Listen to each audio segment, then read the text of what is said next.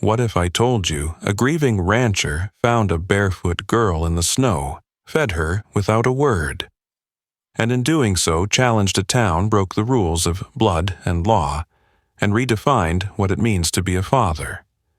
This isn't just a story, it's a test of love, belonging, and the lengths a man will go to for a child who had no one. Stay with us, because what happens under the cedar tree will change everything. Snowfall and Silence at Thunder Butte. The wind that morning didn't arrive with a whisper. It barreled through Thunder Butte like a restless spirit sweeping the prairie in a torrent of snow that felt more like shards of memory than gentle flakes. Each piece of snow seemed determined to bury the past, to hush the town's murmurs, and mask the footprints of those who walked before. Tumbleweeds lay still like frozen specters, and the wooden planks of the general store's porch creaked under the weight of this sudden winter hush. It was a morning that demanded attention even from those who had grown used to hardship. John Stone sat at a rough-hewn table on the porch, his absence of movement more noticeable than any action could have been. He wore a buffalo hide coat, thick and worn its shoulders dusted with fresh snow, like the weight of the world resting on him. His hat brim caught little drifts of sparkly powder, and a single wisp of steam curled from his tin cup black coffee, hot enough to chase away the chill, but unable to warm the solitude that print his bones. The silence pressed down a heavy quilt sewn by grief and memory. The townsfolk watched from behind frost-laced windows, their expressions a blend of curiosity and concern. In the terraced quiet, not even a cough broke the stillness, just the wind's relentless hush, as though it too waited for something unseen. 10 steps away from him, a young girl stood.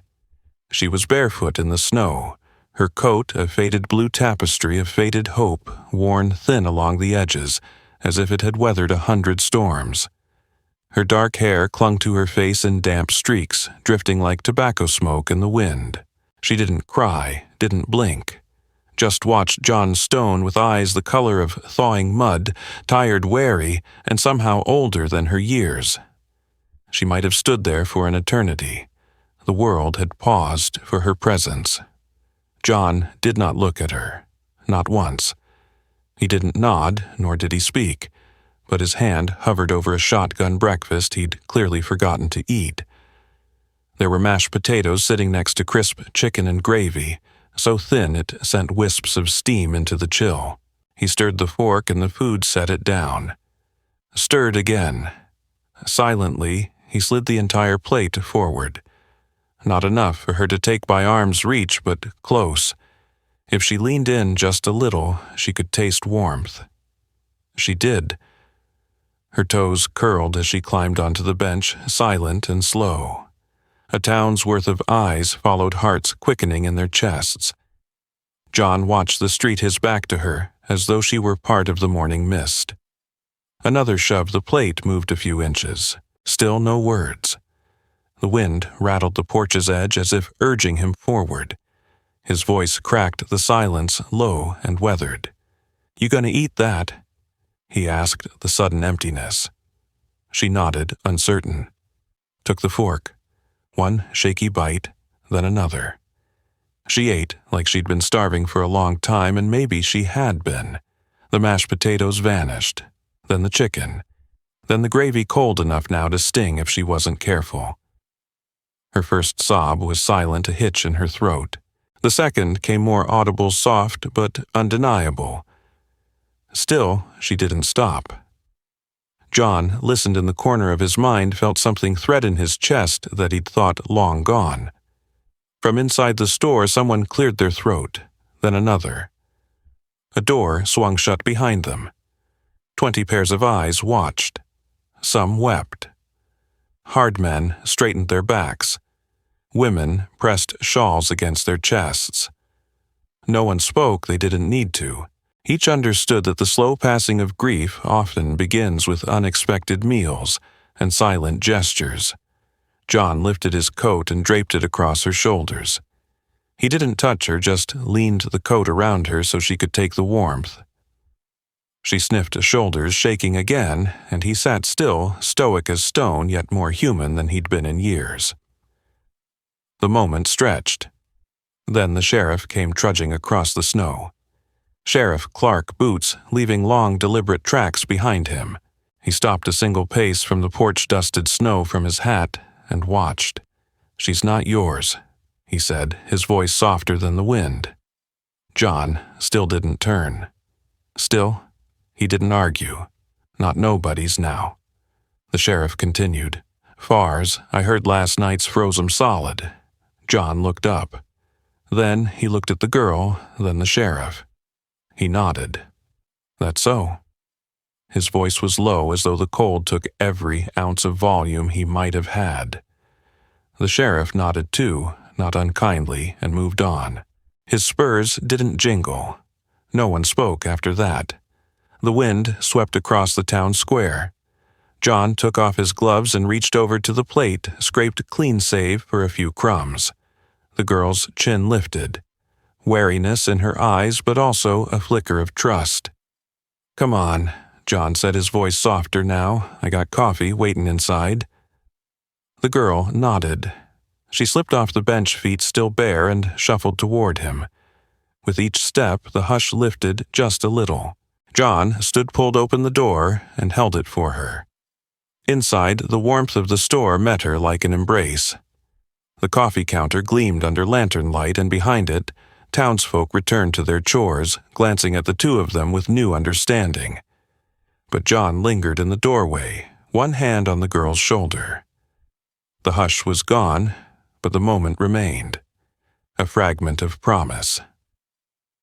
When he finally stepped fully inside, the girl looked back at the snowy prairie outside.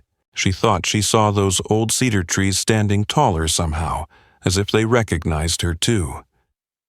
The door shut, and just like that, Thunder Butte exhaled. The snow still fell indifferent as ever, but it found two umbrellaed souls shifting under the same roof, ready to write a story neither expected. The days following that first meeting on the porch carried a hush that settled deep beneath the bones of Thunder Butte, a silence built from fresh discoveries and quiet obligations. Winter's grip tightened, digging its teeth into barn rafters and hollowed fence posts, and the town withdrew into itself like a fearful animal. Yet amid the frost and isolation, something unusual began to take shape beneath the cedar boughs, and beneath the gaze of a stranger turned guardian. John Stone rose before dawn each morning, the cold burning his lungs even before his boots found the frozen ground. He made his way behind the barn with an axe strapped to his belt and a purposeful step. The barn smelled of hay and old soot of livestock, and weathered wood a sanctuary against the storm. Ada, the barefoot girl he had brought in silence, emerged from the barn's shadow carrying a bucket of water. Their eyes met briefly, and a fragile thread of understanding passed between them. No words had been spoken, none yet, but in that silent exchange lay all the promise they needed.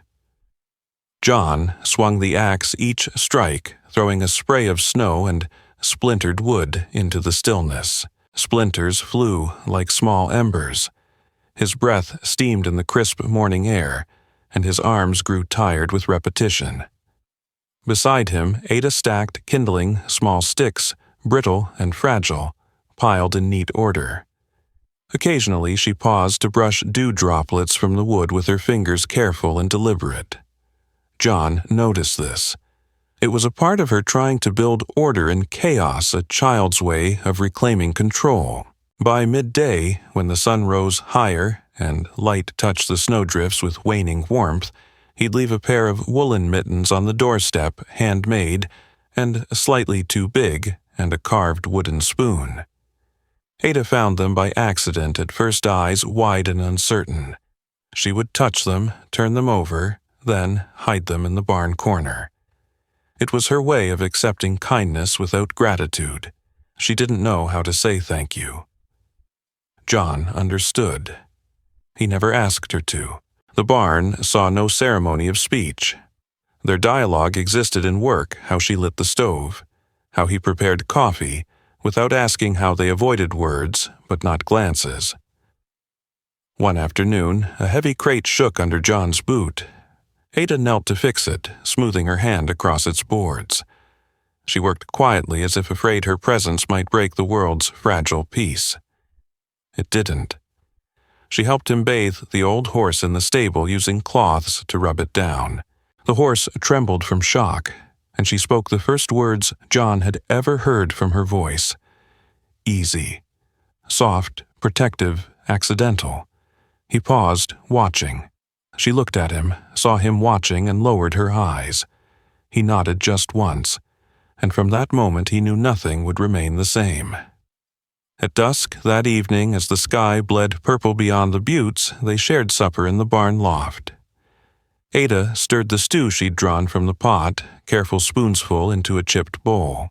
John watched over her shoulder, silent, teaching her how to feed the horse, how to split wood for the night, how to read the shape of snowdrifts so they knew where the wind would strike next. She listened, soaking in instructions without asking why. When the candles flickered low, Ada hummed. A low, wordless melody like a lullaby named in a fever dream. John paused halfway through stacking wood and let the sound bloom. He recognized a longing in it more than hunger or fear. She finished one phrase, then another, and he realized she was teaching her heart to beat again with something human in it. Encouraged by the firelight and that melody, John left the barn to give her space, though leaving her alone in anger wasn't something he could do anymore. He walked the length of the cedar row boots, scuffing the snow heart suddenly altered. Weeks passed like this quiet routines, teaching what words never could.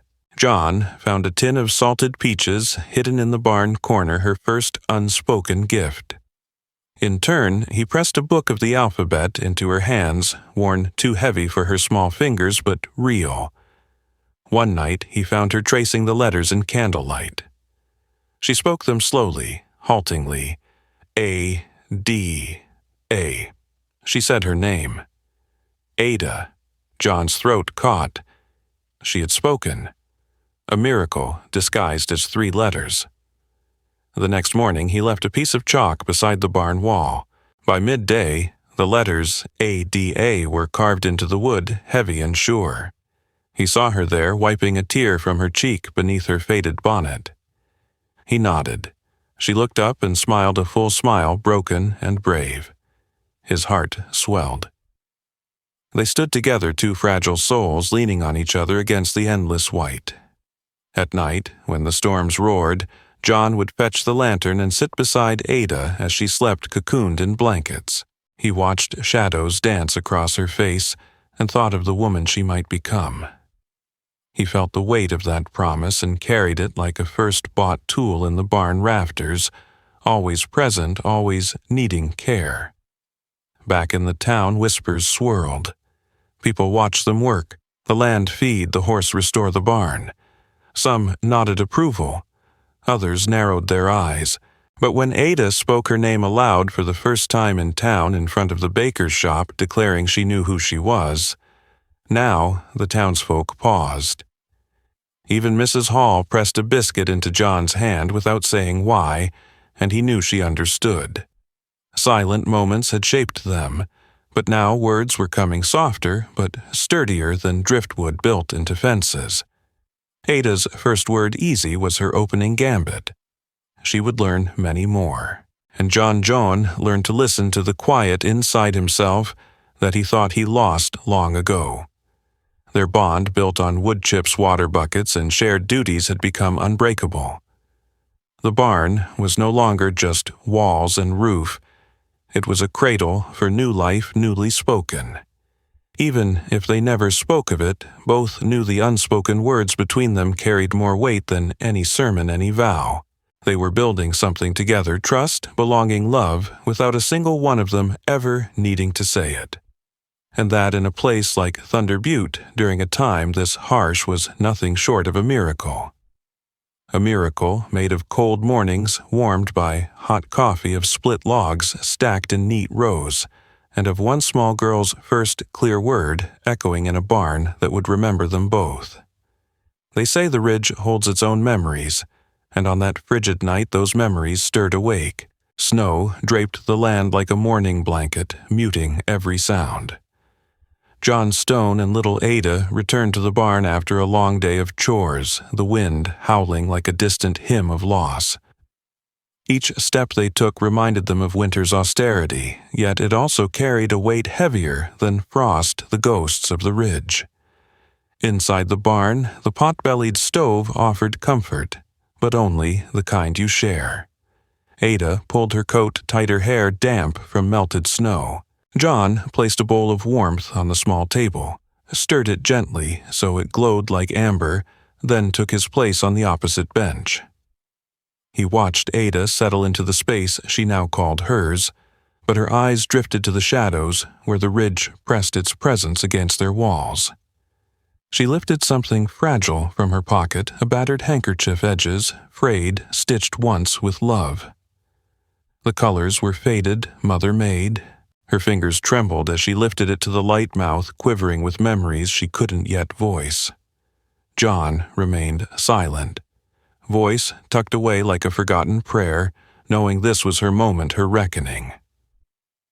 Ada closed her eyes. She carried the ridge with her, the place where her family met tragedy, the night the wagon froze under the open sky, her parents lying still as if they sank into the earth itself. She said nothing, but in her tears and stillness she spoke volumes. John watched the gravity of her silence as it filled the space between them with quiet confession. Without asking, he brought logs closer, fed the fire's hungry throat. Its glow revealed Ada's pale cheeks slick with tears. She dropped the handkerchief onto her lap, and John eased the night's chill into the warm air without rushing her. Finally, she touched the handkerchief's corner, peeling it apart.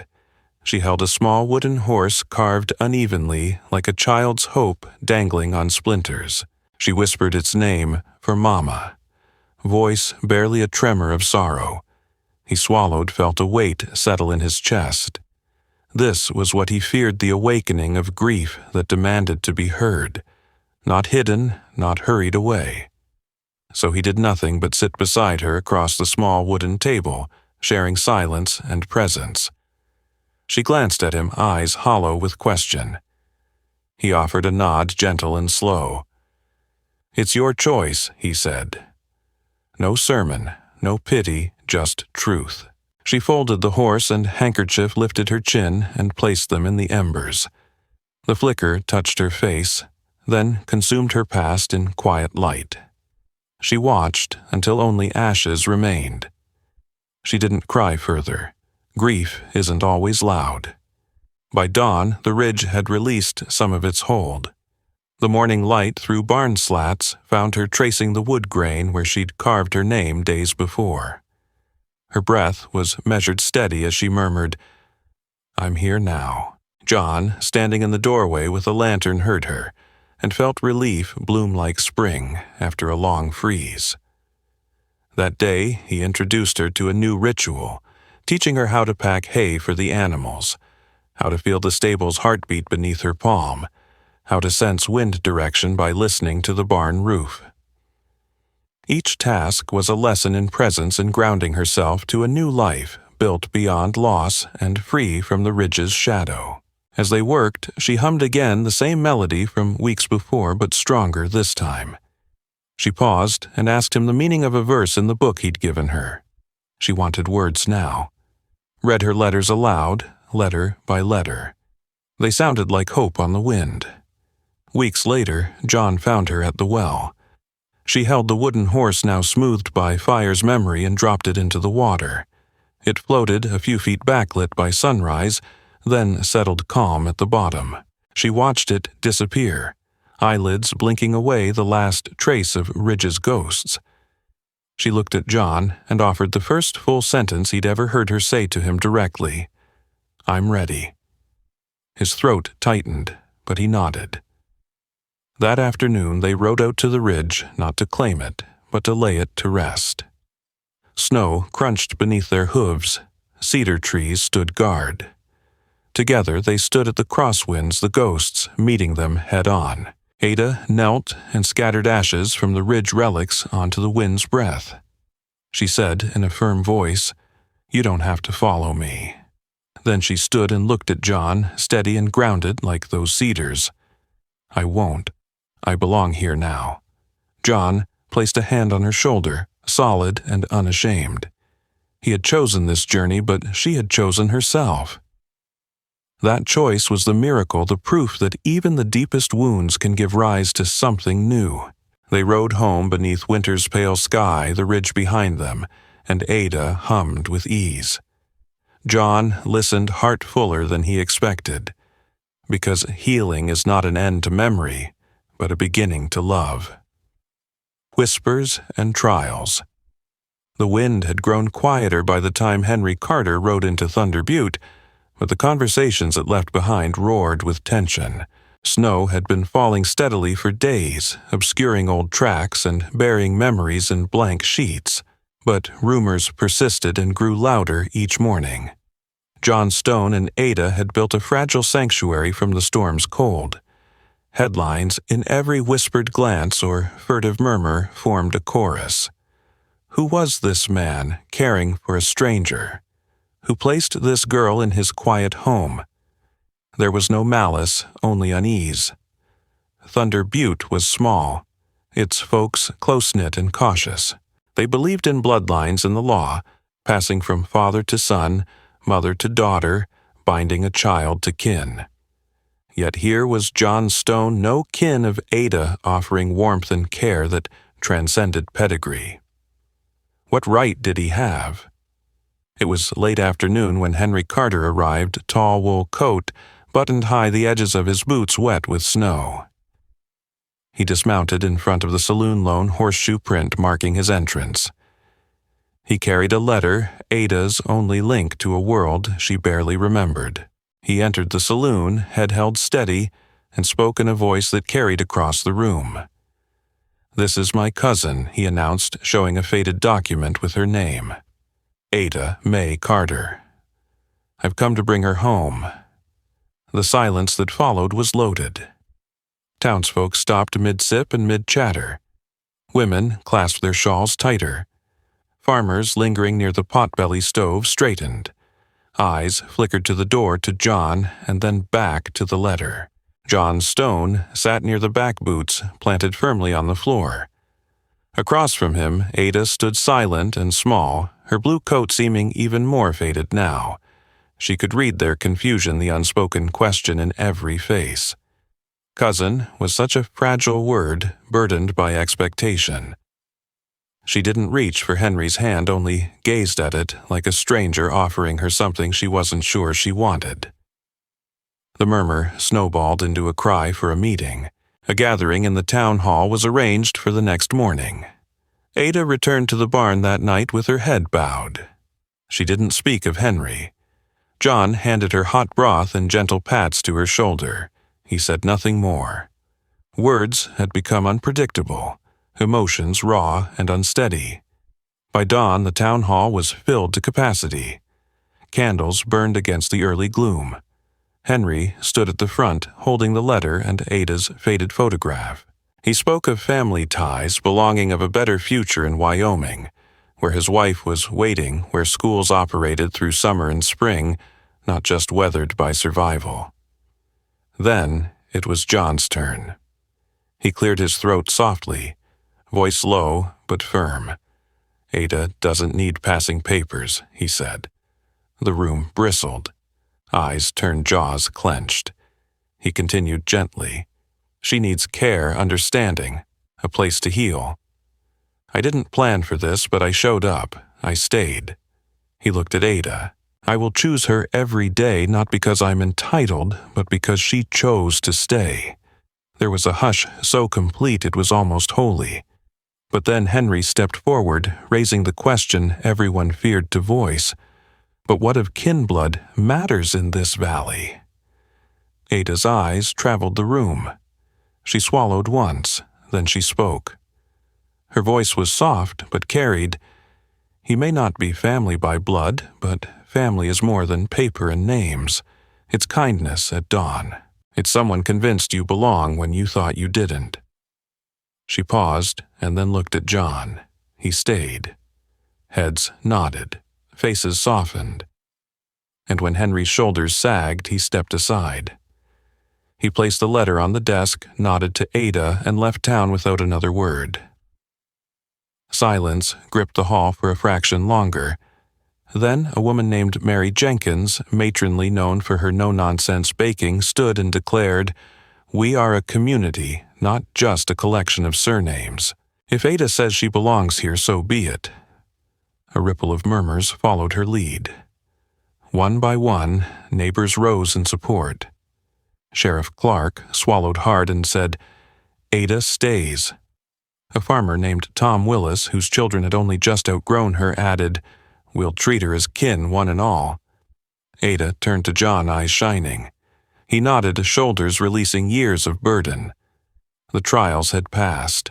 The whispers were quieted. Outside, snow drifted in gentle waves.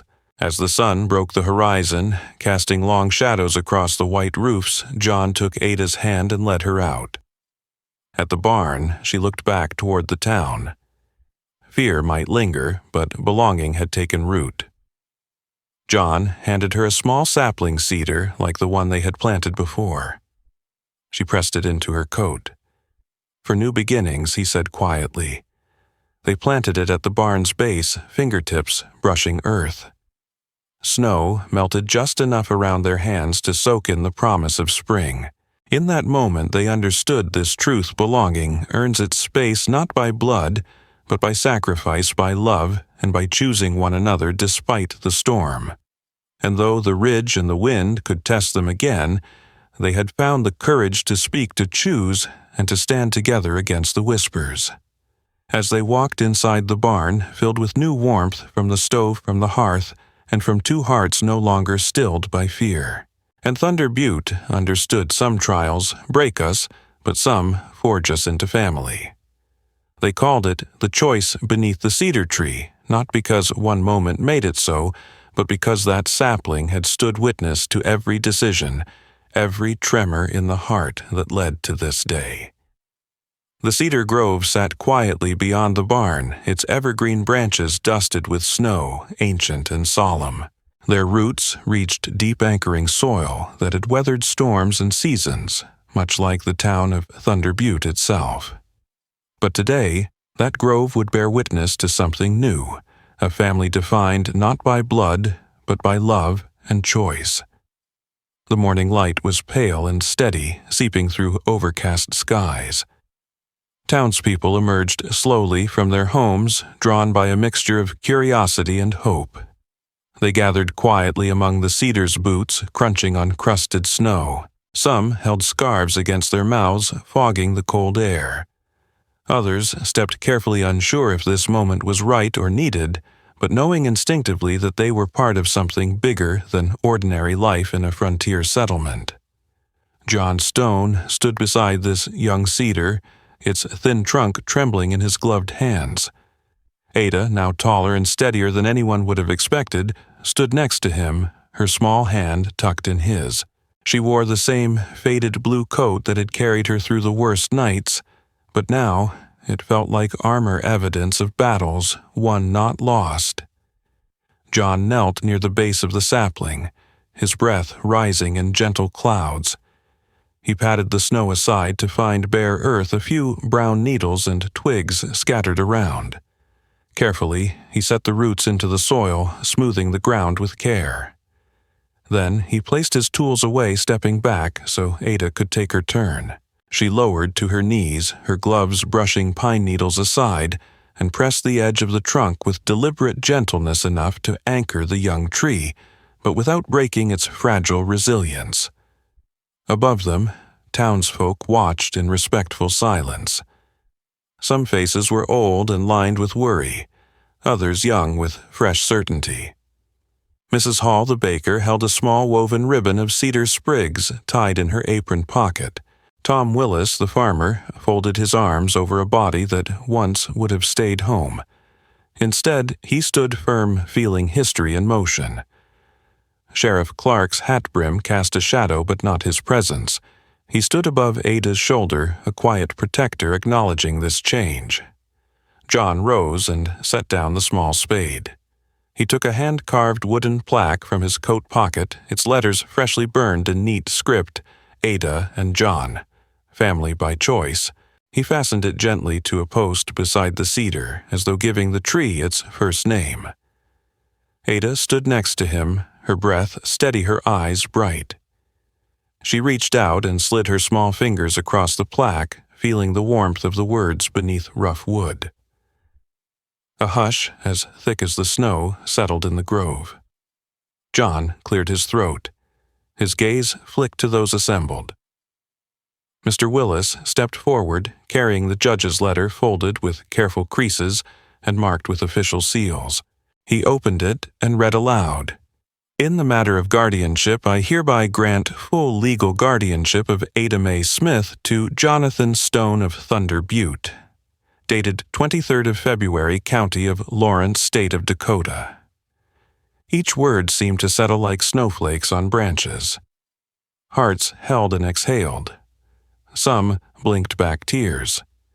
Hands that had tightened on reins or tools softened.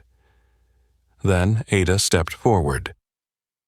She drew the first breath of public voice she'd taken outside the barn.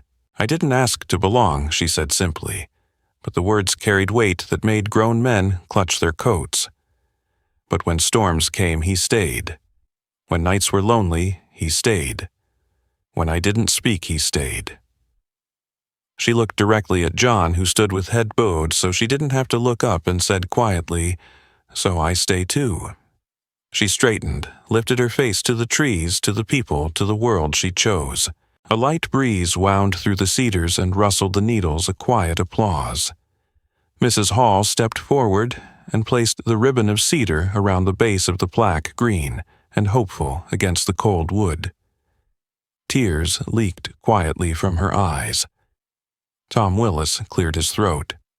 Spectators looked to him. He spoke simply. If family is what we make it to be, then here stands one. Sheriff, do you stand witness? Sheriff Clark stepped forward. I do. He tipped his hat respectful of the new reality under the cedar. John and Ada joined hands. The town stepped forward too, one at a time, men offering nods, women, smiles, children clapping softly. They walked back toward the barn, leaving footprints in snow, now softened by the sun's hint. The sky brightened, though no sun appeared. In the barn, the stove glowed like a hearth at Christmas. John hung his coat. Ada unwrapped herself from her knitted scarf. The barn smelled like home hay, wood smoke porridge, and also like beginnings. Mrs. Hall brought fresh biscuits. Tom Willis brought a jar of salted peaches. Ada set a log in the stove. The small table, scarred but steady, held place for them. She sat and took John's hand, something they'd learned to share in silence, and squeezed gently. John looked at her shadows of emotion crossing his hard-won calm. He said so softly he barely heard it himself, "You belong, Ada." She nodded, a shy affirmation of being seen and accepted. A chapter closed. A life opened. Outside, the cedar sapling stood firm. Below its branches, the first tracked footprints of family circled it. The plaque stood silent but clear. Snow drifted around until only its top remained. Beneath it, roots held soil all through winter, and now hearts held one another through hardship, grief, and choice. In Thunder Butte, life returned to its usual rhythm, but something heavier, deeper had taken root in that grove. No longer was the town just a place to work and sleep. It was a place where someone chose to stay, a place where belonging didn't require kinship but courage. And the cedar would grow in time, green and strong against all storms, as would the family beneath it. They had ridden into Thunder Butte under heavy skies and colder hearts. In that hard, wind-bitten place, John Stone, a widower with more grief than hope, found himself caring for a girl named Ada, who arrived one frosty morning with nothing but silence and haunted eyes. Their story wasn't born from grand actions or heroic declarations. It grew from small human decisions made day after day. It began with a simple plate of food, carved words in a barn loft, and the patient work of two wounded souls, learning that belonging is formed in shared effort and kindness. Their journey took them through silent meals, firewood stacks, midnight reckonings on grief, and trials rooted in social expectation. Somewhere in the cedars, as snow gathered and melted, they found each other. In the end, beneath a sapling that represented hope, they chose each other, and a town that once whispered suspicion chose them back. That quiet grove became sacred in its own way, a place where family was built, not by birth, but by the quiet resolve to stay. In practical terms, consider what that means. John didn't have money, legal ties, or community approval at first. What he did have was presence. He showed up each morning to split wood. He passed broths and mittens. He honored Ada's grief without telling her it was wrong. He let her burn the relics that held her to trauma, and breakfasted with her afterward. That kind of consistency became the unspoken promise that gave Ada permission to feel safe again, to speak her name, claim her place, and care for something after the ridge had threatened to take everything. And those moments, at first simple, even mundane, revealed something remarkable. Family doesn't always start with shared blood or even shared history. It starts with someone being there when everything else seems impossible, someone offering warmth when others offer distance, someone choosing to stay for reasons that don't need grand speeches. By the time Henry Carter arrived, claiming kinship, Ada had a new identity. She didn't belong to a family by law, she belonged to one by love. Her declaration beneath that cedar tree wasn't just for John. It was for the whole town that over time had watched them, had doubted them, and finally had come to see that this bond mattered more than paperwork, more than lineage, more than tradition built on convenience. What then is the lesson we carry back with us beyond Thunder Butte? It's this: real belonging is built through small, consistent acts of care, especially when they aren't easy or rewarded. It wasn't a sermon or a ceremony that made Ada family. It was the daily act of choosing to be present. It was the night John rode after her when she ran toward grief's echo on the ridge, pulling her into his coat, and not asking whether she belonged. It was permission in actions. You can stay. I will help. We will figure this out together. These lessons still matter. Maybe not in snow-dusted frontier towns, but in our lives. Think of how easy it is to walk away when the hard days hit, to disengage when someone won't smile or asks for help we didn't plan for. What if instead we said, even in small ways, I see you. I care. I'm here. That's the heart of belonging. Every family, every community, every relationship is rooted in that moment-by-moment decision to stay. If your spouse is exhausted again, stay. If your friend calls in the middle of the night, stay. If your coworker can't find optimism this morning, stay. If your neighbor is facing something you can't fix, just let them say it once. Stay. There is no formula for love, but there is a design, presence, kindness, respect, patience. If you can mirror that, you give someone the chance to heal and to rest in a place that finally feels safe because someone chose not once, but every day to be there. That is the power of belonging built by choice, not birthright. As John and Ada stood under that cedar, looked into each other's eyes, and planted a tree together, they made vows deeper than any law to build safety, to honor wounds, and to trust in each other's worth. That tree, with roots deepening year after year, would grow tall, and so would they.